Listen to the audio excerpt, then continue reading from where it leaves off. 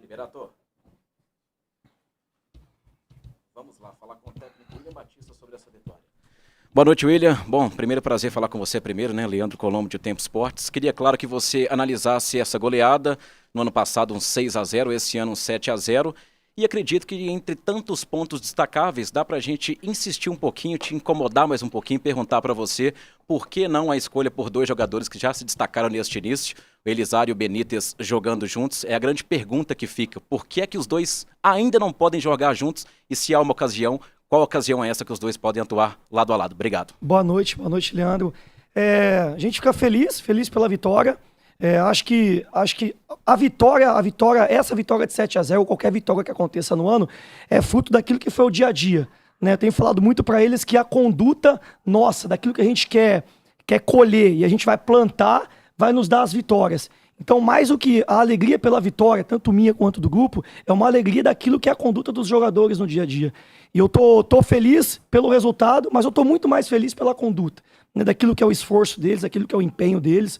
A gente sabe que a gente tem uma temporada longa pela frente, que é apenas o primeiro jogo. A gente tem muita coisa para evoluir, muita coisa para melhorar como equipe, como time. Quando a gente empata com o Uberlândia na estreia, nem tudo estava imperfeito e hoje nem tudo está tão perfeito, né? Acho que a evolução nossa, a nossa conduta, é o compromisso que os jogadores têm tido para com aquilo que é a minha ideia de jogo, com a ideia e a filosofia que a gente quer junto com eles. Então, fico feliz por isso.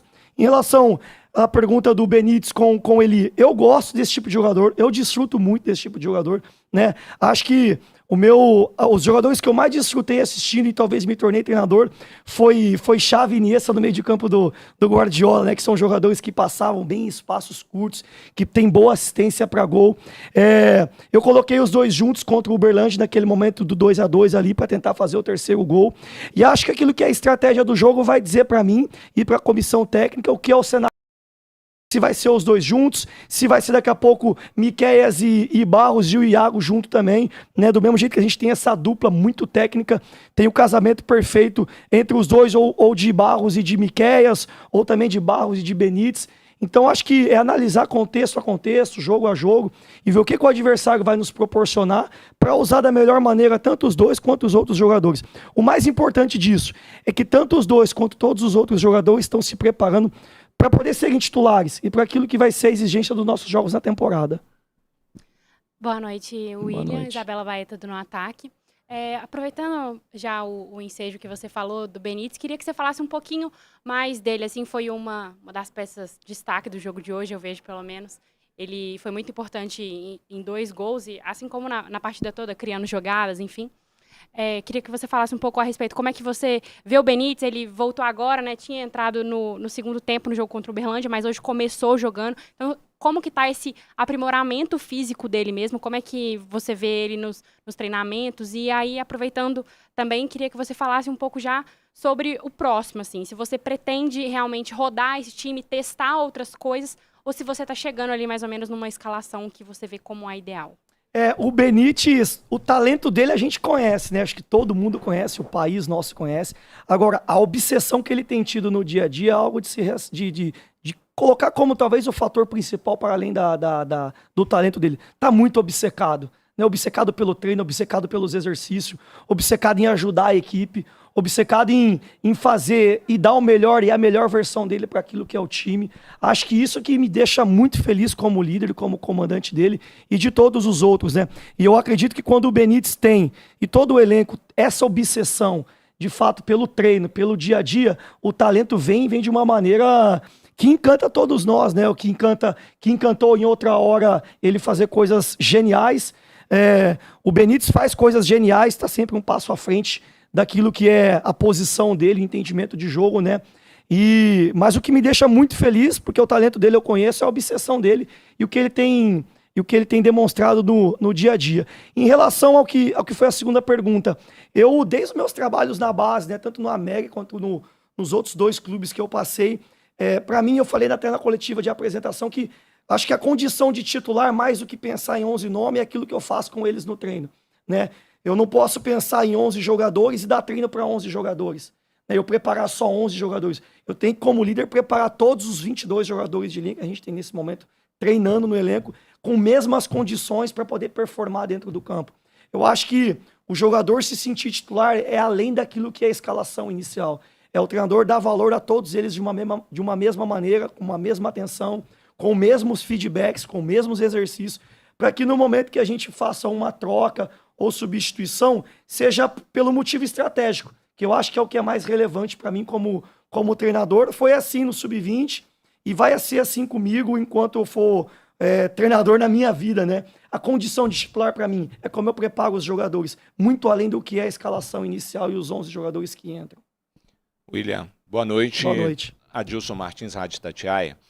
Do jogo do Uberlândia para esse jogo de hoje contra a equipe do Pouso Alegre, você fez 2 mudanças no meio, fez uma no ataque com o Figueiredo e no meio campo você colocou o Miqueias e colocou o Benítez.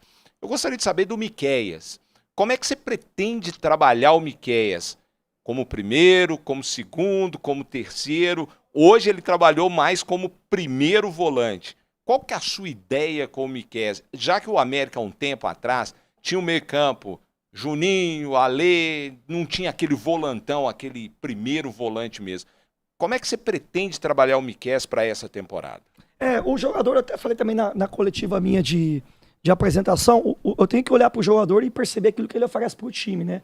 Então o Miqueias, por exemplo, assim como o Barros e o Iago, são jogadores que são muito bons em grandes distâncias, né? Que percorrem bem 30, 40, 50 metros para defender e também para atacar, né? Diferente de outros perfis do time que joga melhor em espaços curtos. Eu acho que o Miqueias ele pode oferecer para o time jogar de volante, primeiro volante como ele foi hoje, pode jogar de segundo volante como foi um pouquinho ali no segundo tempo, quando eu coloco o Diniz na primeira partida. O que eu tenho que ter como expertise é saber que ele é um jogador de grandes distâncias e fazer ele usar o que ele tem de melhor para a nossa equipe, né?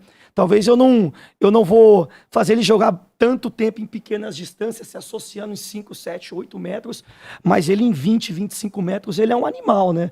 E outros jogadores eu preciso fazer com que joguem muito bem em 5, 7, 8, 10 metros, para que aquilo que eles têm de melhor apareça. Eu acho que a minha tarefa como treinador é potencializar o que cada um tem de bom como natureza. O que o Miqueias tem de bom como natureza? Força, velocidade, agressividade. E eu tenho que fazer com que a minha filosofia de jogo e a minha ideia de jogo se adapte a ele para que ele possa ter a melhor versão dele para com a equipe, assim como é para todos os outros. Fico feliz de ele ter jogado o que ele jogou de 5 hoje.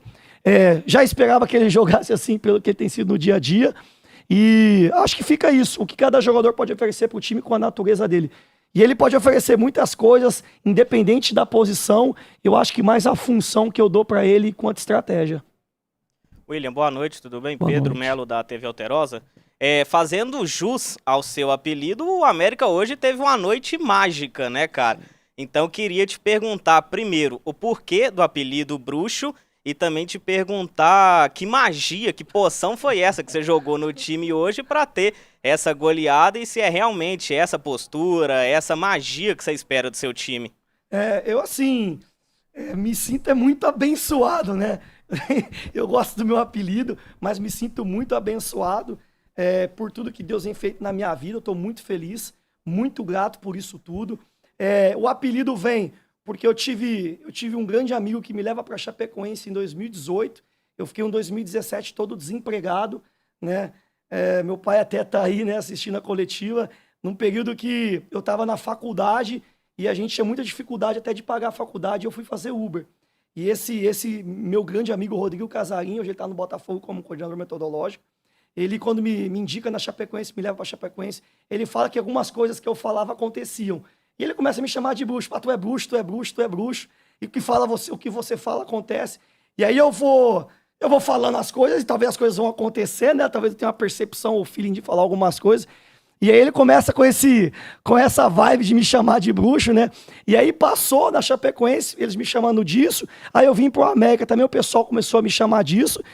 E aí teve muitas coisas que eu falei naquela altura como treinador do 20 do América que aconteceram também, né? Tem um jogo contra o São Paulo no Sub-20 do Brasileiro que nossa equipe queria pressionar alto São Paulo. E eu falo, não, hoje a gente vai deixar um bloco médio e vamos matar o jogo com 2 contra-ataques. O Igor Gabriel faz 2 gols de contra-ataque. Rapaziada vira do banco e fala assim, porra, tá foda, hein, bruxo?